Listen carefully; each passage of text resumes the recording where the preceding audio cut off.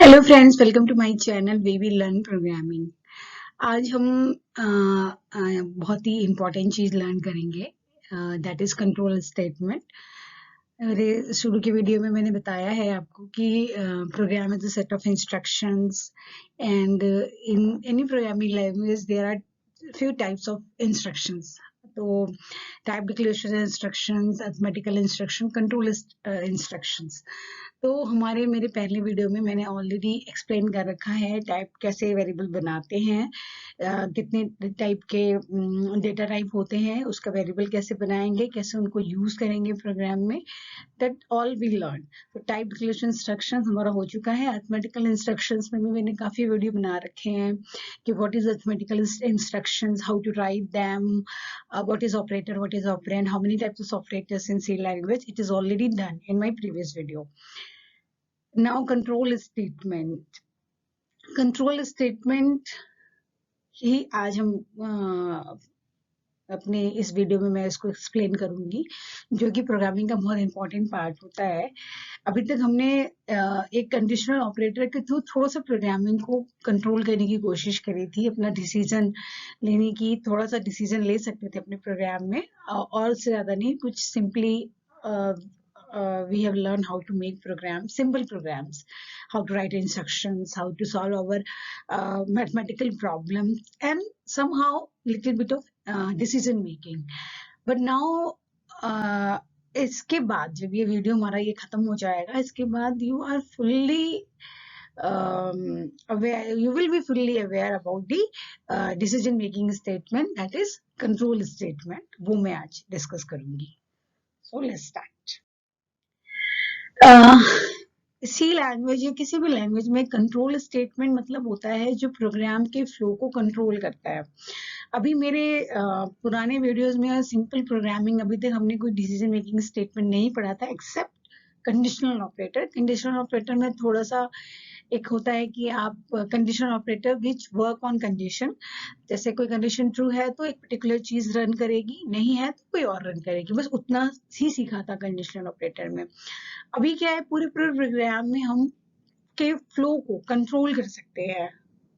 अगर हम चाहते हैं कि पर्टिकुलर प्रोग्राम का पर्टिकुलर पार्ट रन करे और पर्टिकुलर पार्ट रन ना करे, तो हम इसको कंट्रोल कर सकते हैं कंट्रोल स्टेटमेंट से। Control statement you can think like a, suppose you are driving a vehicle, car, और उसमें ब्रेक ही ना हो, लाइक दिस। तो ब्रेक कब लगाना है, कैसे लगाना है, कैसे ब्रेक लगा के फिर आगे अपने प्रोग्रामिंग को ड्राइव करना है, किस सिचुएशन पे किस टाइप के ब्रेक, स्लो लगाना है, तेजी से लगाना है, क्या भी, just just this is just like a driving a car. Control statement is just like to control uh, the flow of your program.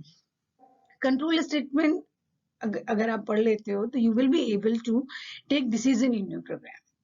अभी भी लिया था डिसीजन कंडीशन ऑपरेटर के through, but it's very small, वो बहुत ही small scale पे था। अब हम बिगर स्केल, बिगर पिक्चर में we will learn here in this video how to take decision. Control statement में ही आता है looping statement. I will tell you, ये एक्चुअली मैंने यहाँ चार्ट बना रखा है कि किसी भी, ये ऐसा एक कॉन्सेप्ट है कंट्रोल स्टेटमेंट का, जो किसी भी प्रोग्रामिंग लैंग्वेज में, चाहे आप सी लो, सी प्लस प्लस लो, जावा लो, any kind of any programming language, small programming language बच्चों के लिए जो होता है लोगो बेसिक, ये लो, या हायर प्रोग्रामिंग लैंग्वेज में आजकल बिल्कुल जो रूबी आ गया है, कुछ भी, कोई भी हायर प्रोग्रामिंग लैंग्वेज लो, उसमें सब सेम है, इनका जो स्ट्रक्चर है, वर्किंग है, these are same. Syntax में भी थोड़ा डिफरेंट हो सकता है, but the concept, the flow is totally same. This so that it is very important. और प्रोग्रामिंग में अगर आप फुल प्रोग्रामर की बात करते हो, या आपको प्रोग्रामिंग में थोड़ा सा भी कुछ अच्छे प्रोग्राम्स लिखना है, तो बिना कंट्रोल स्टेटमेंट के आप नहीं कर पाओगे। अभी तो सिर्फ स्टेटमेंट लिख दिया, वेरिएबल बना लिया, प्रोग्राम बना लिया, 2 नंबर सम कर दिया, डिसीजन ले लिया, maximum minimum, that is. But और बिगर स्केल पे प्रोग्रामिंग करनी है, अगर आपको कुछ और अच्छे प्रॉब्लम सॉल्व करने हैं, प्रोग्रामिंग करनी है, कुछ डेवलप करना है, एप्लीकेशन डेवलप करना है, गेम डेवलप करना है, तो without control statement is not possible. This is the end. Control is, if you learn control statement, then you are the programmer. You make program, you make program. तो control statement again मैं आगे फिर से बताती हूँ कि 3 type के control statement होते हैं किसी भी programming language, that is decision statement, loop statement and jump statement. Decision statement को सिलेक्शन स्टेटमेंट भी कहते हैं। डिसीजन स्टेटमेंट मीन्स डिसीजन लेके आपने प्रोग्राम, कंट्रोल का मतलब हो गया आपके प्रोग्राम का कंट्रोल, कंट्रोल प्रोग्राम के फ्लो को कंट्रोल करना। अब प्रोग्राम के कंट्रोल को कंट्रोल करने के लिए, प्रोग्राम के फ्लो को कंट्रोल करने के लिए we write some statement, some decision making statement. If something happen, then it will run. If it happen, then this part of the program will run. तो जिसको डिसीजन मेकिंग कहते हैं। Life में भी होता है, सपोज हम सड़क पे जा रहे हैं, 2 रास्ते हैं हमारे पास, तो हमें डिसाइड करना पड़ता है कि where we have to go, this way और दिस वे। तो डिसीजन मेकिंग स्टेटमेंट में हम ये करना सीखेंगे कि suppose we are having one option, suppose we are having 2 option, 3 option, 4 option, तो which option we have to choose at which condition, which particular condition, that we will learn in decision statement. Decision statement को selection कहते हैं, right as decision or selection. These two terms are same. Selection statement and decision statement is same. Next is looping statement. Looping statement में irritation means repetition. Suppose we want to repeat something. We want to repeat a particular part of the program 2 times, 4 times, 10 times, or depending on our requirement. Number of times depending, suppose sometime depending on our requirement, that is, इसको बिल्कुल ही पूरा अलग video section होगा ये looping statement का। Next jump statement is also jump statement, like you want to break the flow of the program at a particular point, or you want to go back. अभी क्या होता है, programme का flow top to bottom होता है। Suppose you want to, you came at bottom and you want to go to the particular portion of the program, then how to do it, तो go to होता है, फिर continue भी इसके एक statement होता है। तो विल लर्न, ये दोनों तो आगे की बात है। अभी हम इस वीडियो में we will learn decision statement, we will learn how to make it and how it works. तो डिसीजन स्टेटमेंट में इफ एल्स आता है और स्विच केस आता है। ये है डिसीजन स्टेटमेंट में 2 टाइप के स्टेटमेंट आते हैं, इफ एल्स और स्विच केस। स्विच केस में मेरा नेक्स्ट वीडियो होगा, अभी मैं इफ एल्स बताऊंगी। और सिर्फ इफ एल्स के भी बहुत सारे तरीके होते हैं। सिंपल खाली इफ लगा सकते हो आप, इफ एल्स लगा सकते हो, इफ के अंदर इफ लगा सकते हो, एल्स के अंदर इफ लगा सकते हो, एल्स के अंदर इफ एल्स लगा सकते हो, फिर उसके अंदर भी लगा सकते हो। There are so many format, there are so many ways, but in this video I will try my best to make concept clear. Okay, so we will go with the flow, that is if else. We will learn today if else. Next, now इसको और अच्छे से सीखते हैं, क्योंकि मेरा video सिर्फ अभी कंट्रोल स्टेटमेंट क्या होता है ये मैंने बताया, कंट्रोल स्टेटमेंट कितने तरीके के होते हैं ये बताया। फिर कंट्रोल स्टेटमेंट में मैं इस वीडियो में क्या कॉन्सेंट्रेट करने जाती हूँ, क्या समझाने जा रही हूँ, मैं सिर्फ इफ एल्स बताने जा रही हूँ इस वीडियो में। स्विच भी नहीं बताऊंगी मैं, क्योंकि इतना पॉसिबल नहीं। इवन इफ एल्स का भी ये पार्ट 1 है। I will make some interesting program after this video, जिसमें if else को और अच्छे से explain करके प्रोग्राम के through, even I will try some make a small game so that आपको clear concept हो जाए कि if else कैसे work करता है और कैसे प्रोग्राम के फ्लो को आगे कंट्रोल करता है। तो decision making statement, selection decision statement को ही सिलेक्शन स्टेटमेंट कहते हैं, और ये इफ एल्स होता है। और इफ एल्स लगाने के कई तरीके होते हैं। आप सिर्फ इफ लगा सकते हो। If else is just like a conditional operator. Simple conditional operator में अगर आप याद करो या मेरा पुराना वीडियो देख लेना, is a question mark and colon. तो क्वेश्चन मार्क क्या होता है कि अगर कोई भी चीज आपने स्टेटमेंट लिखी है, कंडीशन लिखी है, अगर ये कंडीशन सही हो तो क्वेश्चन मार्क के बाद वाली चीज रन करे, और अगर कंडीशन फॉल्स है तो कोलन के बाद वाली चीज रन करे। तो यही है इफ एल्स, कुछ नहीं है, ये सिंपल सा इफ एल्स है। बट कंडीशनल एक लाइन में लिखा था, उसकी कुछ लिमिटेशंस होती हैं, बट आप इस एल्स को आप और कॉम्प्लेक्स करके इफ एल्स के अंदर कंडीशंस के अंदर कंडीशन नेस्टेड कंडीशंस आप यूज कर सकते हो। तो एक सिंपल आप इसमें अभी उसमें क्या था कि आपको colon say that true statement और फॉल्स स्टेटमेंट दोनों देना है, बट इफ एल्स में ऐसा नहीं है, आप डायरेक्टली सिर्फ इफ लगा सकते हो। If something happen then this will run. नहीं, अगर आप नहीं करना चाहते कि ऐसा ना हो तो कुछ रन करे, तो आप नहीं दे सकते। That is up to totally on view. तो इफ एल्स में इफ स्टेटमेंट के लिए आप यूज कर सकते हो। कंडीशनल ऑपरेटर में आपको क्वेश्चन मार्क और कोलन दोनों ही लगाना पड़ता है, that is compulsory. Conditional operator means question mark and colon, then you have to define the true statement, false statement. The condition is false तो क्या होगा, condition is true, then what will happen here is not required. Else optional है, आप सिर्फ if लगा के काम कर सकते हो, सिर्फ एल्स नहीं चलेगा। इफ के साथ काम कर सकते हो और इफ एल्स लगा सकते हो। फिर इफ एल्स इफ भी होता है, जैसे इसको और प्रोग्राम के थ्रू मैं आगे एक्सप्लेन करूंगी। यहाँ पे सिंपल जैसे है कि इफ के साथ आपने कंडीशन लगाई, अगर कंडीशन ट्रू है तो ये सेट ऑफ लाइन रन करो, सिंपल, ठीक है। ये हो गया हमारा if.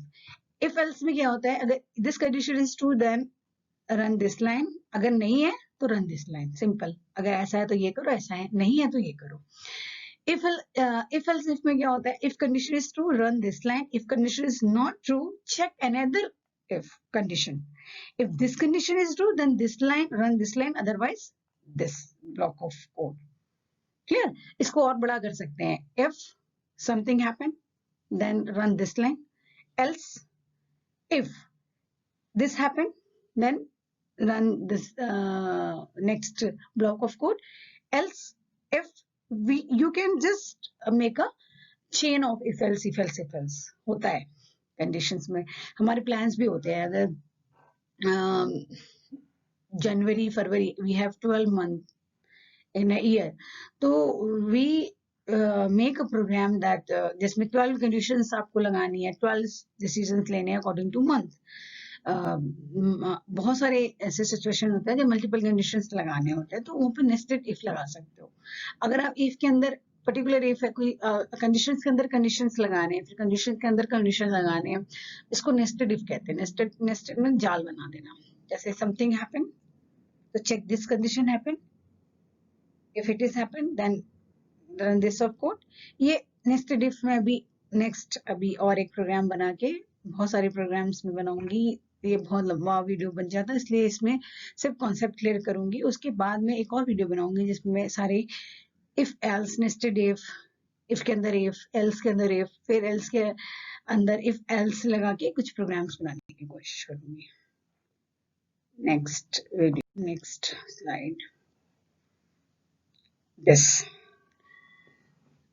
Now try to compare conditional operator and if else through the flow chart and other things. See, if else statement, if condition, हमने पहले भी सीख रखा है कि how to make condition. You have to make condition with logical operator, conditional operator, so many operator, assignment operator, so many operators हमने previous videos में learn कर रखे हैं। उन conditions banana is not in this video, पहले वाले video में है, you have to see others video। and ये जो curly braces है, ये ऑप्शनल होता है। If you want to run one line, there is no requirement to use this curly braces in C language, particularly in C language and C plus plus. Multiple line, अगर आप चाहते हो कि condition सही, ये condition अगर run करे, condition अगर ट्रू हो तो नीचे की 10 लाइनें रन करे या नीचे की 5 लाइनें रन करे, तो you have to, if you are having multiple line, that is called block of code, तो you have to combine them. So for that we have to use this curly braces. Similarly else के साथ भी यही होता है, if you want to run one line only, तो this braces is not required. If multiple line you want to run, else जब ये condition सही होगी तो ये सारी लाइनें रन करे तो ब्लॉक में देना पड़ेगा।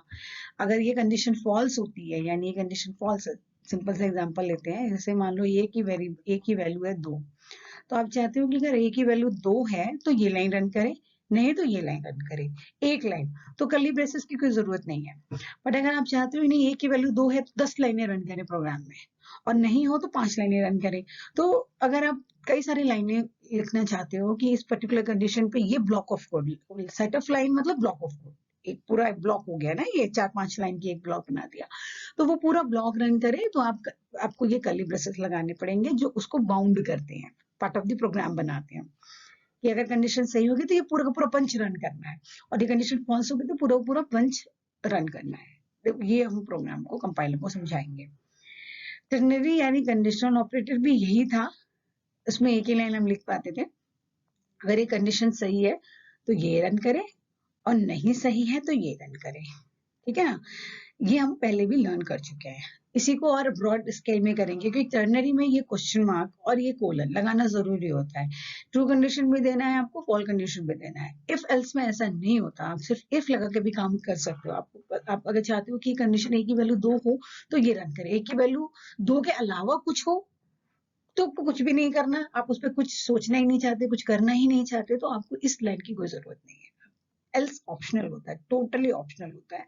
बट यहाँ पे टर्नरी में ऑप्शन नहीं होता, आपको ट्रू कंडीशन भी देनी होती है, फॉल्स कंडीशन भी देनी होती है। ये डिफरेंस है इफ एल्स और इसमें टर्नरी ऑपरेटर में। इसको फ्लो चार्ट के थ्रू मैंने समझाने की यहाँ कोशिश करी है। टेस्ट कंडीशन, बिना कंडीशन के तो आप conditional control statement, decision statement बना ही नहीं पाओगे। आपको कंडीशन बनाना ही पड़ेगा।